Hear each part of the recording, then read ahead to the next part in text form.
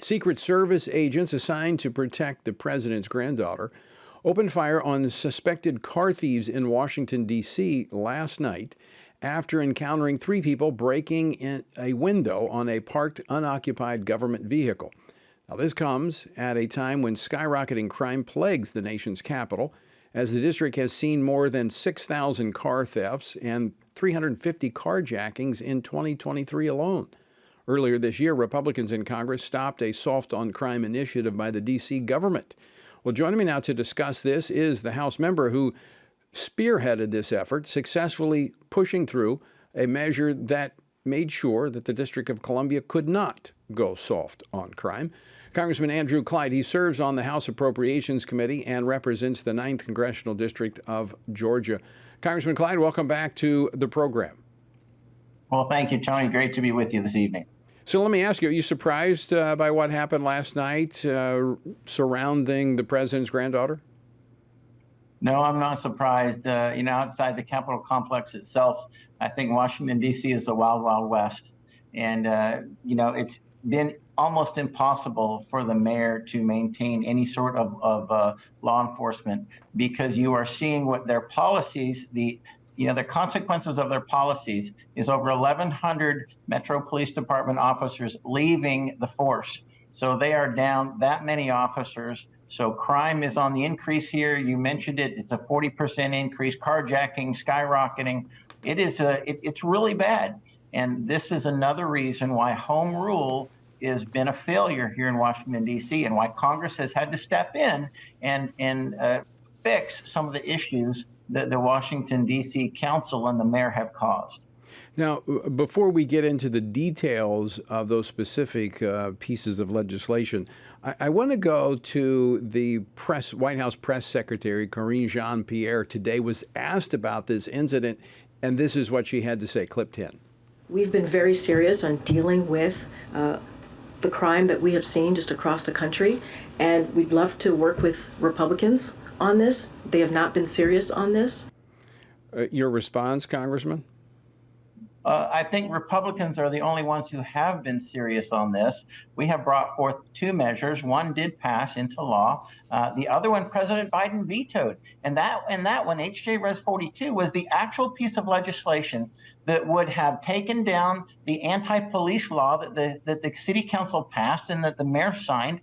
And that law was responsible for the mass exodus of law enforcement officers in the city. When you don't have law enforcement officers, you're not going to have law enforcement. That means crime is going to be on the rise. So the White House press secretary, I don't know where she gets her facts, but they're obviously not true.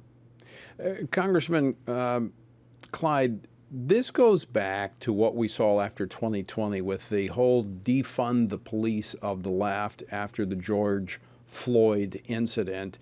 And we're now reaping what has been sown in communities all across the nation.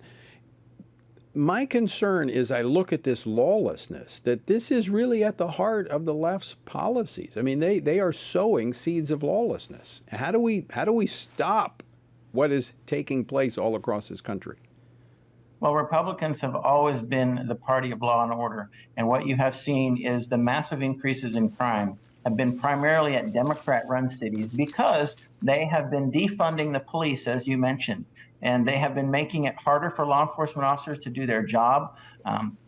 They've been making it so that they're not respected anymore. And when law enforcement is not respected, then you have a great increase in crime. And you're seeing that in Chicago, in New York, in Seattle especially. These Democrat-run cities, Austin, where there is a huge increase in crime. And it is because of the Democrat policies, the soft on crime policies, where they believe that the police are the bad guys and the criminals are the good guys. And that's wrong. That's completely backwards. Now, we know, we know, but maybe we need to talk a little bit more about this. People don't realize that the District of Columbia, the Congress actually has jurisdiction ultimately over the district, and that's why you could pass legislation or resolution through Congress that would basically trump what the city had done. But even though D.C. has seen this 40% spike in violent crime, they're not alone. We're seeing this all across the country in major Democratic run cities because of the softness on crime, but again, also because they've run the police off. You're exactly correct.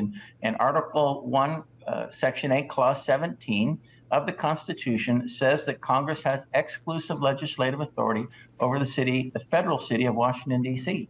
Now, our founding fathers were very wise men, and they wanted the Washington, D.C. to be a city for all America, and therefore they gave the legislators the responsibility for governing the city. Well, in 1973, we gave that up for the most part and passed home rule, which was a huge mistake.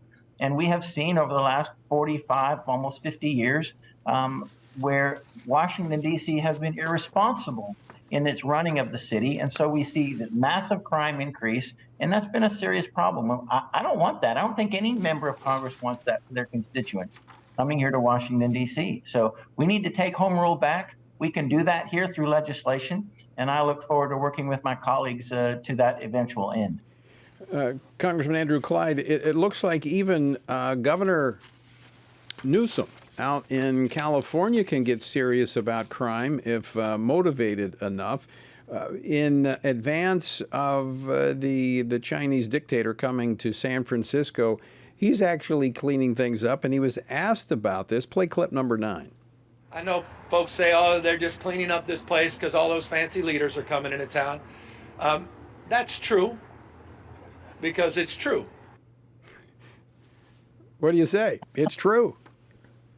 Well, they finally admitted the truth. You know, it's not for the people, not for American citizens living there that they're doing this. They're doing this for, leaders coming in, for foreigners coming into the city. That's inexcusable. That's not good governance. That's really, really pathetic. I want to, with our couple of minutes we've got left, I want to go to something else in the District of Columbia.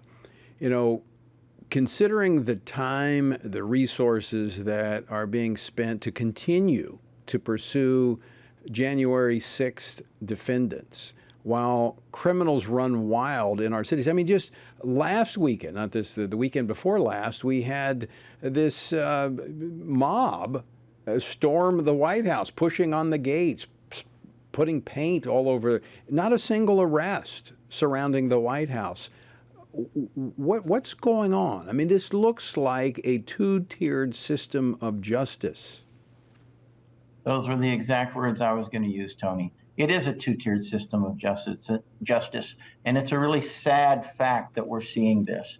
And the amount of money that was expended on the January 6th rioters, tremendous efforts by the federal government to prosecute these individuals. And yet what you saw in the 2020 riots, the defund the police riots, and what you see in the Palestinian riots in front of the White House, where they vandalized the White House with red paint and various slogans, the gates of the White House, and no arrests, no prosecution. It is a tremendous two-tiered system of justice. That's why we have to deal with the FBI, the Department of Justice, when it comes to the appropriations, and everyone needs to hear that. We have to deal with a weaponized government here. The way we do that is we defund it.